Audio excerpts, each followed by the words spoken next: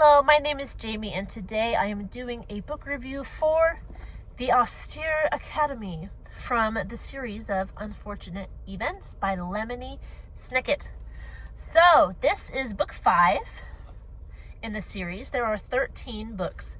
This story is about Violet, Klaus, and Sunny Baudelaire have been dropped off at a boarding school, and right away, as the reader can guess, because their lives just stink.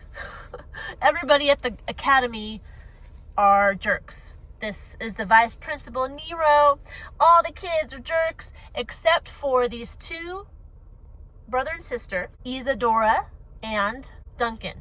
There's this whole thing. They're not twins. They refuse to be called twins. They're triplets, but the third triplet died in a fire that killed their parents, similar to Violet, Klaus, and Sunny. They make friends with these triplets. We'll just call them triplets, even though there's two of them, because that's how it's done in the book, you guys.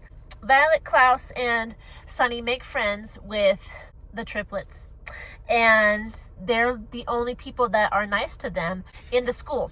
Obviously, just like all the other books, we're waiting around to see when Count Olaf is going to show up. And in this book, he shows up as the gym coach. He's wearing a turban to hide his eyebrow that is so distinctive. And he's wearing these like high-topped running shoes to hide the tattoo on his ankle. And that's his disguise. And he's the gym coach. And Nero refuses to believe that he's Count Olaf, even though the kids try to tell him. And just like the other books, we're trying to figure out what is Count Olaf's scheme this time. How is he going to try to get the Baudelaire fortune? And that's really the book. That's what's going on. It's not a hard read. It's, I would say, 3rd grade. I just looked up the reading level online and it said around 4th, but I'm like, maybe a 4th grader or a 3rd grader with a higher reading level. It has 221 pages. It was published in 2000, and it does have illustrations. I really like the illustrations in these books. That's like the main annoying girl in the academy. She's always causing problems and doing Count Olaf's bidding. She like sends messages for Count Olaf, but she's just annoying. I think her name's Carmelita Spatz. Let's see if we can find some more illustrations for you guys to look at. Oh, the school is called Prefrick Preparatory School. Lemony Snicket loves alliterations. I don't know if you've noticed, but he does. There's a little side illustration of the principal practicing his violin, which he's not good at. Here's some on the title page. Did I already say that even though there are really good illustrations, there's not like a ton of them? They're in there, but you see a lot of this before you actually see illustrations, which is fine. Makes it more of a treat when you actually do see an illustration, because the illustrator is really good at his job. I love his illustrations. You see me here flipping the waiting to find. Here on the chapter 4. Those are, I don't want to get into it. It's part of the story. Let me see if I can, in the back it talks about the illustrator. I wanted to give you his name. Brett Hellquist is the illustrator. So in the back of the book they have this little, it talks about Lemony Snicket and the illustrator, Brett Hellquist. So if you want to find out more information about them, but I really like the illustrations in this series. He does a really good job. So what else?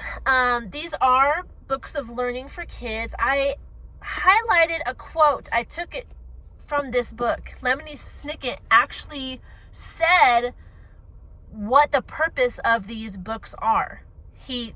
I took a picture of the page because I wanted to tell you about it, but I forgot. It's on my phone and I'm filming with my phone. So I thought it was cool that he actually said. And pretty much it was along the lines of he wanted to teach children while they enjoy it, pretty much. Like they're having fun reading the book, but they're also being taught. Which one of the ways he does that is he defines words.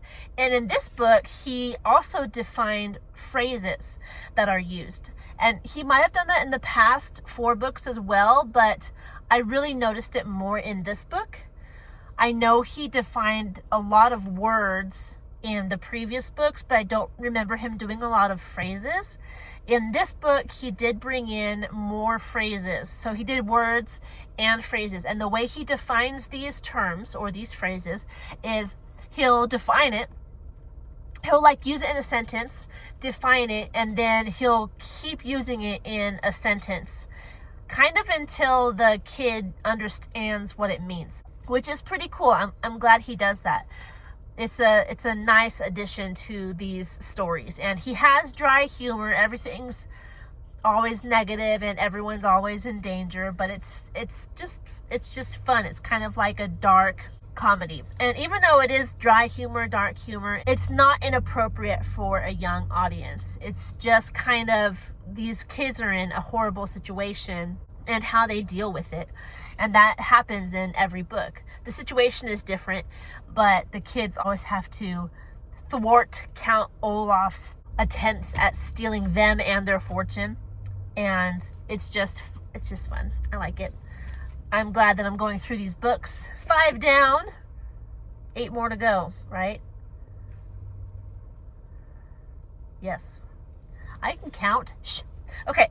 That's all I got for you today. So if you have questions about this book, don't forget to leave them down in the comment section below. If you want to see more content like this, like this video, subscribe to this channel, and I will talk to you in our next one. Goodbye.